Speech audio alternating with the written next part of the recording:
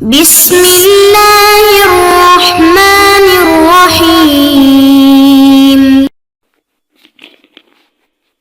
أعوذ بالله من الشيطان الرجيم.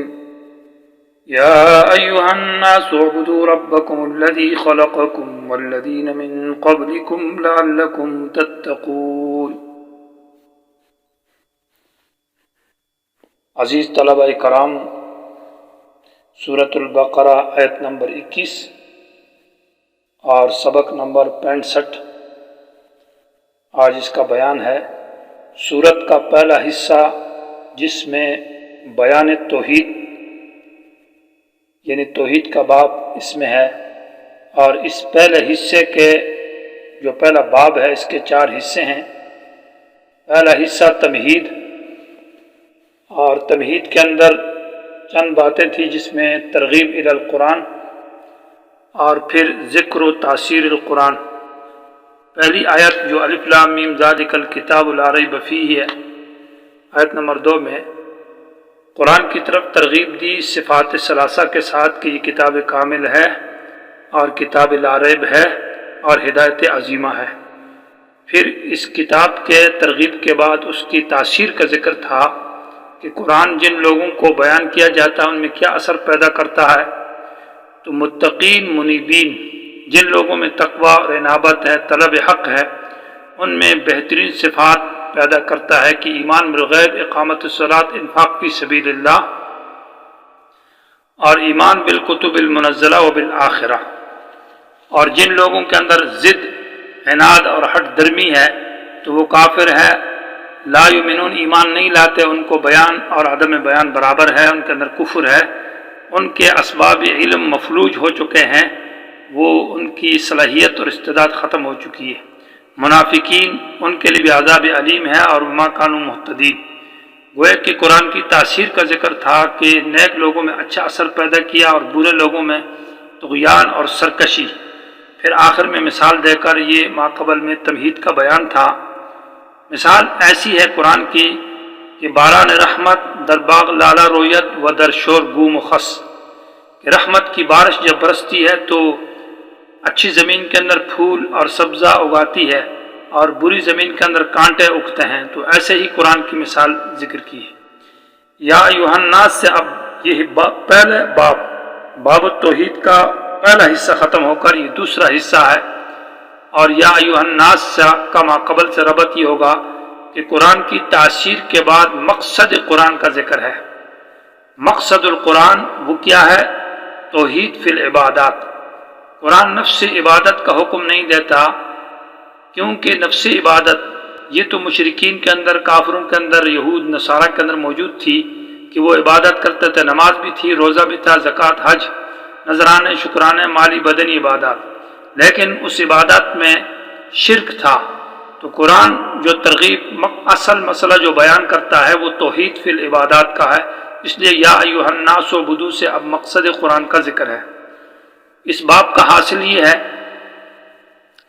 کہ اس آیت کا عنوان جو پہلا ہے اس میں دعویٰ ہے اثبات التوحید فی العبادات اور رد الشرک فی العبادات۔ شرک فی العبادت کے اوپر تردید ہے، اور اس میں دلائل عقلیہ پیش کیے گئی ہے 5۔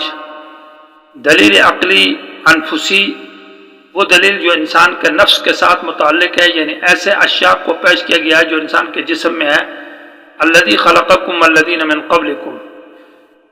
دوسرے نمبر پر دلیل آفاقی ہے، آفاق معنی عالم اور اطراف سے دلائل پیش کیے گئے ہیں، اور دلیل آفاقی کی پھر 3 قسمیں ہیں، اوپر اور نیچے اور درمیان۔ تو الذی جعل لکم الارض فراشا، یہ دلیل آفاقی سفلی ہے، یعنی زمین سے دلیل پیش کی گئی ہے۔ اور نمبر 3 والسماء بناء، دلیل آفاقی علوی ہے، یہ آسمان سے دلائل پیش کیے گئے ہیں۔ وَأَنزَلَ مِنَ السَّمَاءِ مَاءً فَأَخْرَجَ بِهِ مِنَ الثَّمَرَاتِ، یہ دلیل وسطی ہے۔ تو یہ کل 5 دلائل ہوئے۔ الذی خلقکم پہلی، الذی جعل لکم الارض فراشا نمبر 2، اور والسماء بناء یہ دلیل نمبر 3، اور انزل من السماء ماء یہ 5، اور فأخرج به من الثمرات رزقا لکم یہ انزل من السماء 4 ہے، اور فأخرج به من الثمرات رزقا لکم یہ 5 نمبر پر ہے۔ تو 5 دلائل عقلیہ پیش کیے اس بات توحید کے لیے دلائل کے ساتھ اس بات کے بعد فلا تجعلوا للہ اندادا، یہ نتیجہ ہے کہ اللہ کے ساتھ کسی کو شریک مت جانو۔ وَإِن كُنتُمْ فِي رَيْبٍ مِّمَّا نَزَّلْنَا کی جو آیت ہے، آیت نمبر 23 ہے غالباً،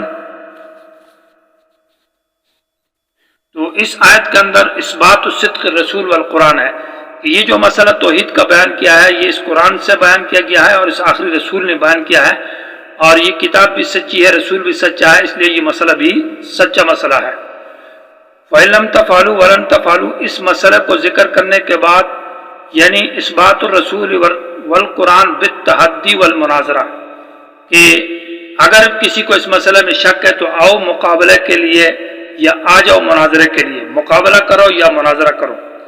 اس کے بعد پھر اس بات کا ذکر ہے کہ جو اس مسئلے کو نہیں مانتے ان کے لیے تخفیف کا ذکر ہے، ڈراؤ اور جہنم کے سزا۔ فَإِن لَمْ تَفْعَلُوا وَلَن تَفْعَلُوا فَاتَّقُوا النَّارَ الَّتِي وَقُودُهَا النَّاسُ وَالْحِجَارَةُ أُعِدَّتْ لِلْكَافِرِينَ۔ اور جو لوگ اس مسئلے کو مان جاتے ہیں، ایمان لے آتے ہیں، الَّذِينَ آمَنُوا وَعَمِلُوا الصَّالِحَاتِ، تو ان کے لیے بشارت کاملہ کا ذکر ہے۔ یہ بشارت ذکر کرنے آیت نمبر 25 تک ہے۔ اس کے بعد آیت نمبر 26 کے اندر ان اللہ لا یستحی ان یضرب مثلا ما بعوضۃ، اس آیت میں ایک شبہ کا جواب ہے جو رسول اور قرآن کی صدق کے اوپر ایک شبہ اور اعتراض ہے کہ یہ رسول سچا نہیں ہے، یہ کتاب سچی نہیں ہے، اس لیے کہ اس میں مثالوں کا بیان ہے اور کمزور قسم مچھر اور عنکبوت اور دیگر امثلہ کا بیان ہے، تو یہ اللہ کی کتاب نہیں ہے۔ جواب ہے شبہ کا ان اللہ لا یستحی ان یضرب مثلا ما بعوضہ سے، اور جواب کے ساتھ ساتھ بیان و حکمت المثال، مثال کی حکمت بیان کی ہے، اور مثال کی حکمت یہ ہے کہ تمیز بین الفریقین، بعض لوگ جو مثال کو مانتے ہیں تو ان کے اندر ایمان بڑھتا ہے، ہاں، اور جن کے اندر جو ضد اور عناد کے اندر ہے تو ان کو وہ مثال سے انکار کرتے ہیں۔ اور پھر ترتب آثار مختلفہ کا ذکر ہے کہ مثال کے اوپر مختلف آثار مرتب ہوتے ہیں، یضل بھی کثیرہ، کہ بہت ساروں کے اندر گمراہی پیدا ہو جاتی ہے، ویہدی بھی کثیرہ، اور بہت ساروں کے اندر ہدایت آ جاتی ہے۔ اس کے ساتھ ساتھ معترضین اور اعتراض کرنے والے، شبہات پر کرنے والوں کے عیوب اور قبائح کا ذکر ہے، الذین ینقضون عہد اللہ من بعد میثاقہ کی آیت کے اندر وہ 3 قبائح کا ذکر ہے، وہ آیت نمبر 27 کے اندر۔ کیف تکفرون باللہ سے پھر تذکیر ہے بالنعم الاربعۃ العامہ، 4 بڑی نعمتوں کے ساتھ دوبارہ اسی دعوے کی تذکیر ہے، یعنی مسئلہ کو جب بیان کیا جاتا ہے تو دلائل ذکر کیے جاتے ہیں، اور کبھی کبھی انعامات اور احسانات ذکر کر کے اس بات کو منوایا جاتا ہے۔ تو پہلے تو دلائل عقلیہ ذکر کی ہے، اس کے اوپر جو اعتراضات اور سوالات اور جوابات ہیں ان کا جوابات دیے، اب یہ ہے کہ انعامات کا ذکر کیا جا رہا ہے۔